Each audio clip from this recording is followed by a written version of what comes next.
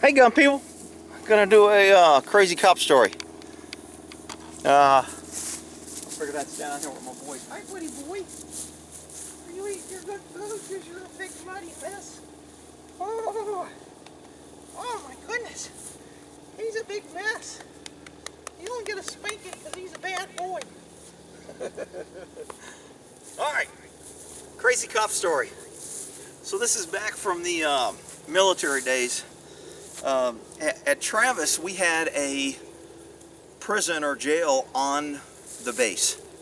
So when somebody went to prison or were put in confinement, if it was under a year, instead of going to Leavenworth, one of the big federal facilities, they could do their time on the base. So now this was a time I want to piss off some, how to say this politically correct, faggot, queers, what's the term? I don't know, shit, it keeps changing. Gay, non-liking female, whatever it is, non-lesbian, I don't know what the term is because they keep changing the terms. But anyway, this person, not to put too fine, warning, I'm about to say dick and it may offend some people. So this guy liked to suck dick. So this guy, and nobody knew this, and this was back in the military when it was don't ask, don't tell. If you turned out to be gay, faggot, queer, whatever the term is, that's politically correct to use. What do they call it, a cig? No, they call a cigarette a fag in Britain. So a cigarette means give me a fag. I think they call that.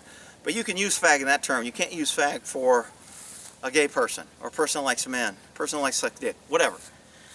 So on this crazy cop story here, this guy who was in charge of the prison, and I never liked this prison. I mean, this is has the shift supervisor on the shift for the law enforcement.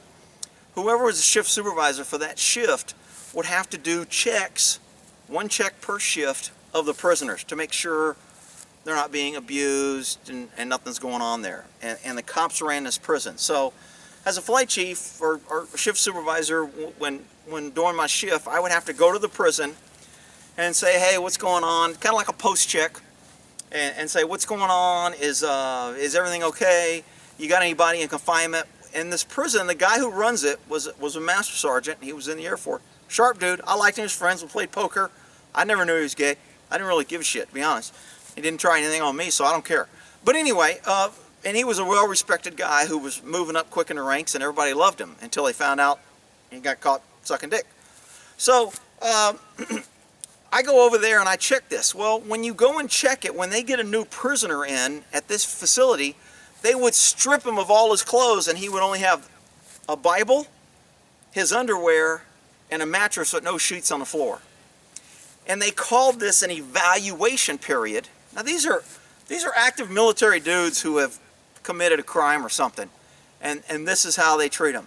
So you're put in here for, I think, 3 days, and they call it an evaluation period to see what your attitude is, to see if they're going to put you at what risk.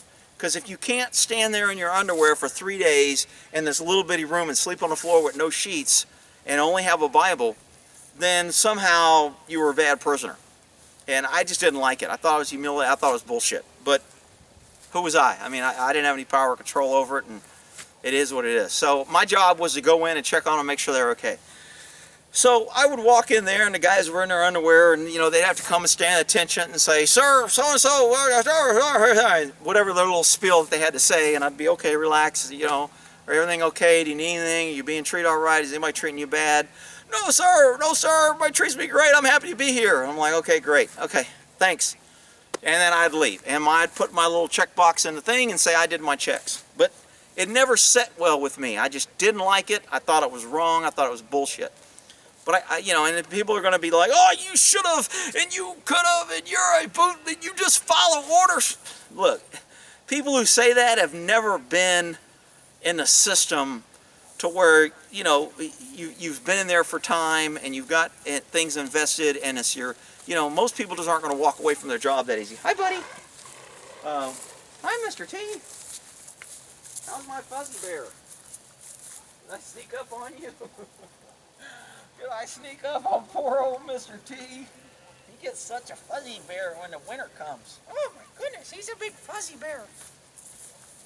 So to finish this story, yeah, I know I'm wandering around. I'm just telling a story. Relax. But like, oh, look at the damn point. Hurry, shut up. Hi, buddy. So this guy, nobody knew this guy was gay yet. And he's the one that introduced this policy, which to me made it even more offensive afterwards. Because here he is gay and he's making guys stand around in their underwear. And I think, I don't remember. I don't want to, I thought there was something about if they did something wrong, they lost their underwear, or for the first few hours they were naked or some shit. There was something that I was kind of like, dude, that kind of seems like bullshit. Well, you don't understand, Sergeant Gore. We have to run and keep our people safe, and these people are convicted, and we have to, you know, there's always justifications for doing bad things, but whatever. I did my part, I did my checks, and I always asked the guys if they needed something, and if I could make it easier, they had to come. Of course, they wouldn't complain to me, because if they complained, as soon as I left, they go in there and go, oh, you want to complain to the sergeant? Well, shit, you just lost your mattress and blah, blah. And then they'd only give it back to him when the next guy came. And then the next guy would come in, he'd have his mattress, and he'd go like, everything okay? And he'd go, yes, sir. Because he knows if he says anything, he's going to lose his mattress. So, I mean, I knew it was kind of bullshit, but, you know, I never saw any marks on the guy or looked like the guy was in bad shape. And, you know, of course, they always threw in, well, it's also a suicide prevention. We don't want him to hang himself when he's in jail, so we take away all things that he could use. And by just having his underwear, buddy, don't go out that gate. I left that gate open. I know. You're going to be in big trouble if you go out there. Hey. Buddy, come here. Come on, you be nice. All right, good boy. I know. You come over here and get away from that gate, because you're going to get a big spanking if you go out that gate. Don't you mess with that camera, buddy. You're going to get a beating. You're in big trouble. You're in big trouble. Dad's going to spank you. I'm trying to tell a story and you're interrupting. So this guy who's in charge, the master sergeant, hold my coffee, buddy. So the master sergeant in charge says, I don't want to follow it. The master sergeant in charge, who enacted all these policies, a guy runs in a barracks room and sees him on the floor giving another guy a blowjob, sucking his dick. For those people that don't know what a blowjob is, I think blowjob's politically correct. Whatever. Oral sex, oral fixation, I don't know. Everybody can put in your comments the different words for blowjob. But so this master sergeant gets caught with this guy's dick in his mouth, and he reports it. And so this master sergeant, I wasn't scratching my horse enough. He's like, dude, buddy, don't touch that camera. You're gonna be in big trouble, buddy. He always messes with the camera. Buddy, you're getting a beating. Knock it off. You know you're in trouble. You're going to get big spanking. So when this happens, they kick the guy out. And the guy's kicked out. And now he's not in charge of the jail anymore, which is a sought-after position. I didn't want it, but a lot of guys who wanted to work Monday through Friday, a lot of guys who wanted to work Monday through Friday liked that job, so it was kind of a sought-after position. Your head's in the way, bud. Hey. Your head's in the way. Hey! I can't ever feel for this damn horse. I'm going to beat him like a stepchild. Let me stand here now to keep his head out of the way, maybe. He just had to put his nose on the damn camera. I'm going to beat you. I'm kicking him. Oh, you're in big trouble.